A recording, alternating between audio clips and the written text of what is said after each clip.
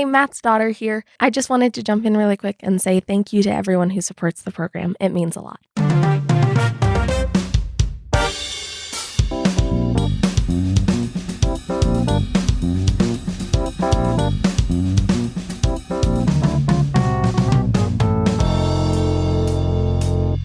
My family is very Wyomingite historically. I lived in Wyoming for a long time myself, out west toward Yellowstone and the Wind River Range in Lander, Wyoming, which is a really neat town. If you've never been there, you should go check it out. It is wild.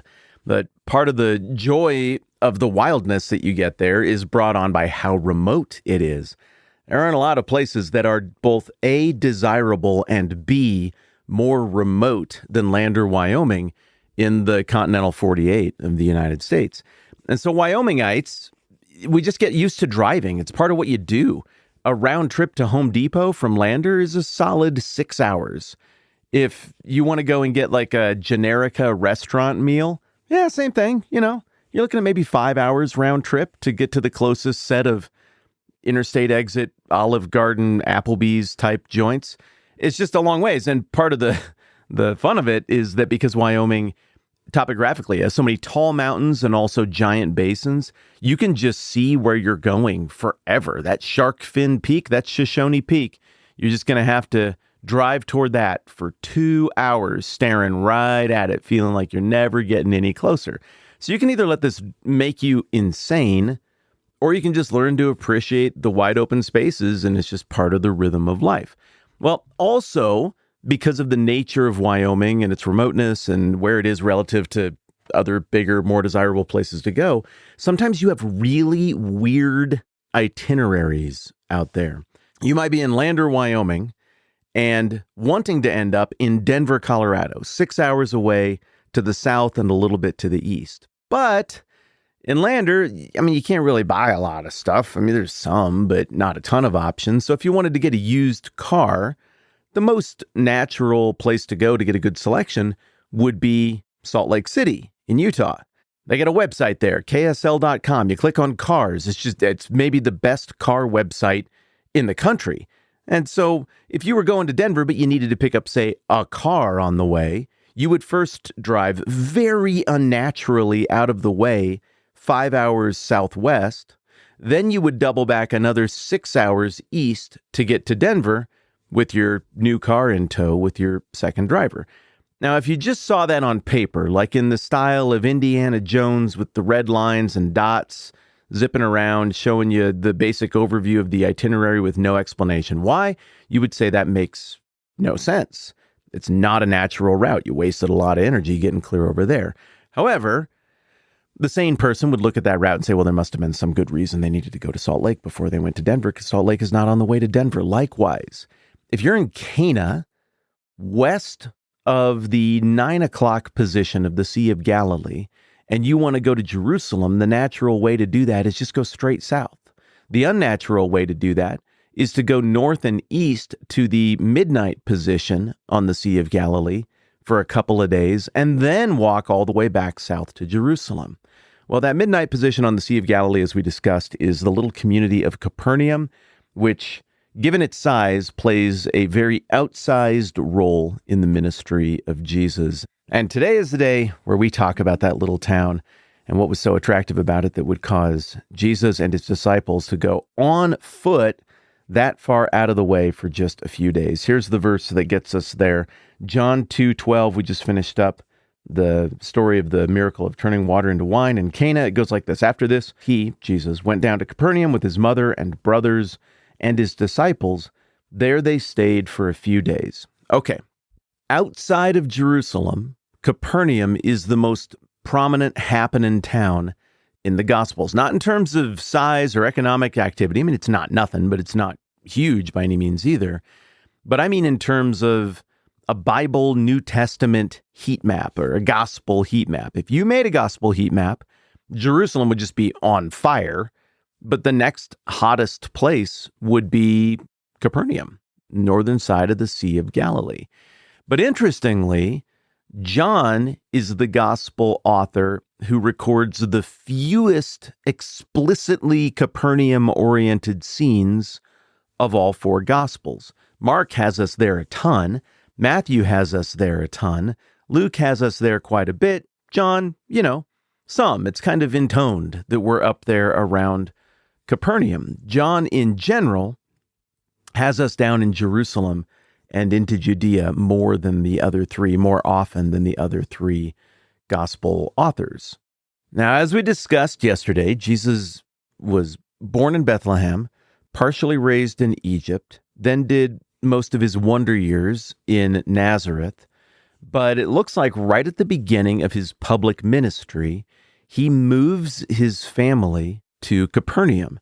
This is laid out in Matthew 4. Hang on, bear with me. Here we go. Verse 12. When Jesus heard that John the Baptist had been put in prison, he returned to Galilee. Leaving Nazareth, he went and lived in Capernaum, which was by the lake in the area of Zebulun and Naphtali, to fulfill what was said through the prophet Isaiah, land of Zebulun and land of Naphtali, the way to the sea, along the Jordan, Galilee of the Gentiles. The people living in darkness have seen a great light. On those living in the land of the shadow of death, a light has dawned. From that time on, Jesus began to preach, "Repent, for the kingdom of heaven is near." And what we get next after that we're not going to get into right now, is another look at the calling of Andrew and Simon Peter.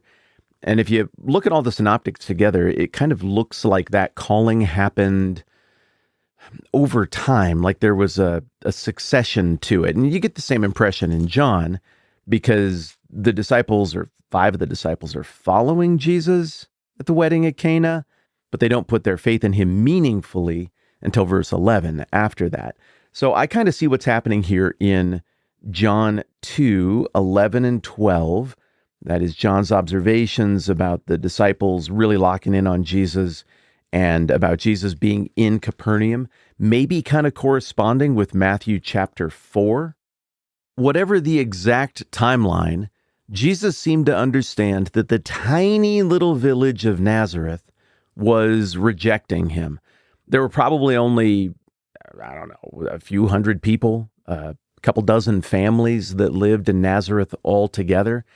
It was just so tightly knit. I don't know. He was rejected in his hometown, and rejected very assertively, which, given that Jesus loved his mother and his family, my understanding, once again, would be that he had younger brothers who were also under his care. Given that he cared about them, he's like, well, what I'm doing is clearly putting them in a bad spot in Nazareth. That's a negative reflection on Nazareth, not on me. But it looks like he relocates the entire family, not just himself. Why else would Jesus' mother and brothers and disciples make this trip from Cana way out of their way to Capernaum if they still lived in Nazareth in John chapter 2? Mary and her other sons, or as some see it, cousins who were maybe under her care, would have just gone, whatever it was, like 5 miles south, like simple little half-day walk to Nazareth and gone home. It would make no sense for them to go to Capernaum. Capernaum isn't a big enough deal for them to make that trip. So I read John 2:12 as being a little hint in the Gospel of John that this is where Jesus made the move with his family from Nazareth to Capernaum, which signals to us as readers that now Capernaum is Jesus' chosen base of operations, his chosen hometown. I also think it's really interesting the way John just cruises past this. There's a detail. Now Jesus is there. Now you get it. And Matthew locks in on Old Testament prophecy from Isaiah. They're doing different things here. John is obviously cognizant of the Jewishness of his audience. He's also aware of some non-Jewish participants in his audience. He's also aware of some very heavily Hellenized, that is Greekified Jewish members who are of his audience who are scattered all around the world. But Matthew is talking to a really Hebrew audience, and he's assuming that his audience has a great handle on all the prophecies in the Old Testament that have to do with the Messiah, specifically where he's from. So in the Gospel of Matthew, we get details, from ancient prophecy about Jesus being from Egypt and from Bethlehem. I mean, even Herod's advisors are aware that the Messiah is supposed to be from Bethlehem. Also, Matthew points to an unknown prophecy about Nazareth, or that he would be called a Nazarene. That's in Matthew chapter 2. There's a lot of debate about what exactly you do with that one. And now that Jesus has moved again, Matthew is very concerned with letting us know that this is in fulfillment of the prophecy about the Messiah being connected with Galilee, and that the Messiah being in Galilee is connected to the idea of the people living in darkness have seen a great light. On those living in the land of the shadow of death, the light has dawned. So for Matthew, Capernaum isn't just a practical, pragmatic base of operations where Jesus ended up. It is also in fulfillment of Scripture. To Matthew, Jesus is right where he's supposed to be at every turn. And, well, not just to that Matthew, to this Matthew, the one talking right now. Jesus is right where he's supposed to be at every turn in fulfillment of prophecy, but also with shrewdness. Now, there's more stuff here that we need to talk about in terms of the community of Capernaum, the map, the logistics, all of this. It's going to make the whole story make a whole bunch more sense, and we're going to need another day to do it. So we'll suspend operations here for a minute and pick it up tomorrow.